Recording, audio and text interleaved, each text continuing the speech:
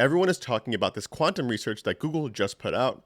Some people are saying it's FUD, which they do actually address, and we'll make sure to go over that too. But some say this is a real breakthrough that all people within the ecosystem should take seriously. So in this video, we'll go over the highlights of what Google put in their quantum research paper. We'll touch on what attacks on Bitcoin or Ethereum could potentially look like. And of course, we'll touch on why there is light at the end of the tunnel, especially from an Ethereum lens. Let's jump right into it. All right, just to kick things off, is Google just trying to spread FUD?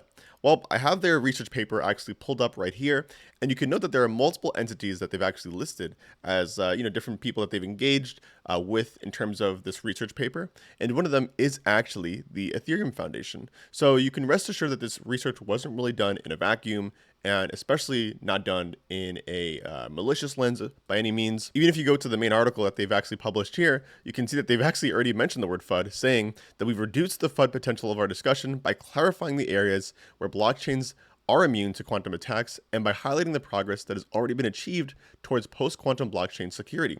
So they're essentially coming out and saying they've talked with a bunch of teams, they've looked at some of the algorithms and some of the research that a lot of them have done, and they've come to the conclusion that while there are some teams that are vulnerable, some ecosystems that are vulnerable to a post-quantum world, Q-Day, Quantum Day we'll call it, there are others that are already working towards solutions to this, and some that are potentially already past it. So in a nutshell, what's actually at risk here? Well, the main thing that the paper focuses on is that the future quantum computers could actually break what's called the elliptic curve cryptography that actually powers a lot of the cryptocurrencies that currently exist and other systems with fewer qubits and gates than ever previously realized. And for those of you who are not cryptographers like me, what is a qubit and what is a gate? Well, very simply put, it's a qubit means less powerful hardware, and gates essentially means fewer computational steps. So essentially, it's easier and it's faster than they ever thought before to potentially compromise these different ecosystems. Again, not right now, but once Quantum Day comes. And it's getting so advanced to the point where they've actually kept the exact attack details private, but released a zero-knowledge proof so the world can verify that it works without exposing how. Essentially some Matrix level stuff happening right now. Now, what do some of these attacks look like? Well, I know it might be a little hard to read on the screen here, so I'm just going to go ahead and verbalize a more understandable version of what they're saying. They've estimated the time required to launch an on-spend attack starting from this prime state at the moment the public key is learned to be roughly either 9 minutes or 12 minutes. So to use this as an example, let's say you send your friends some Bitcoin. As soon as it's sent, your public key is revealed, which today, to be honest, is fine, and it's how it works by design.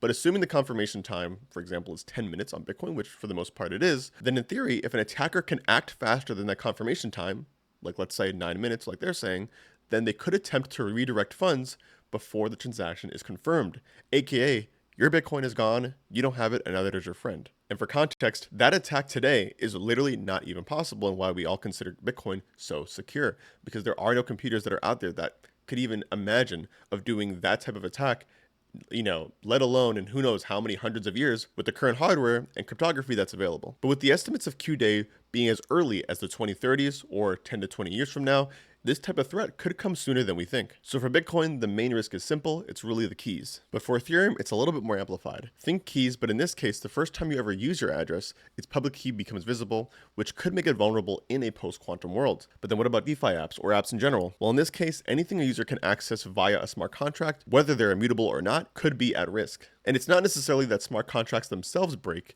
it's really that compromised keys could let attackers control accounts that interact with them, which really would ruin this whole push of on-chain finance or a new programmable economy that we're all talking about. They also mention other cryptos and other ecosystems within this research as well, but to keep this video short, we're going to go ahead and skip that. All right, so is there light at the end of the tunnel? Well, of course there is. As I mentioned earlier, the Ethereum community is extremely involved and aware of what's going on, especially as it relates to this research that Google just put out. You can see Justin Drake had already actually made a comment about some of the stuff that Google had mentioned here. Vitalik the other day also released a quantum resistance roadmap. That was actually before this article came out. And the Ethereum Foundation published a post-quantum Ethereum roadmap, essentially a website that you can check out as well. I'll put it in the description below, that kind of details what the plans for post-quantum Ethereum looks like. They state that the goal is to upgrade the core primitives without destabilizing the network. So in that case, you can think of no downtime and no loss of funds or anything like that. All of which without forking the network as much as possible. Now, of course, things do change, and I think there's a reason why they haven't stated explicitly what these step-by-step path will actually look like.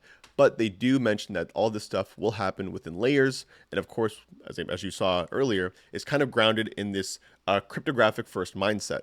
So think less one huge upgrade to have Ethereum go from where it's at today to a quantum resistant network, but more so very likely multiple cryptographic based upgrades to obviously improve the system over time, similar to how a lot of the other Ethereum upgrades have been in the past.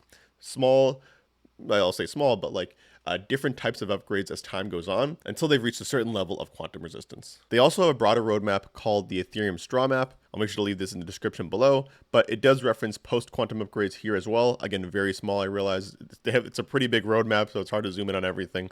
Just know that Ethereum is focused on quantum, and I think it's also worth mentioning that some of the teams behind Arbitrum, such as Off-Chain Labs, and of course Prism that Off-Chain Labs owns, who's behind Ethereum at the L1 level, world-class cryptographers that are also doing research about this very topic. So rest assured that there are a lot of smart people thinking about how to upgrade Ethereum efficiently in a sound way that can make it quantum resistant. Lastly, I'd like to mention how important the Ethereum Foundation's recent mandate was that they sent out about 2 weeks ago from today.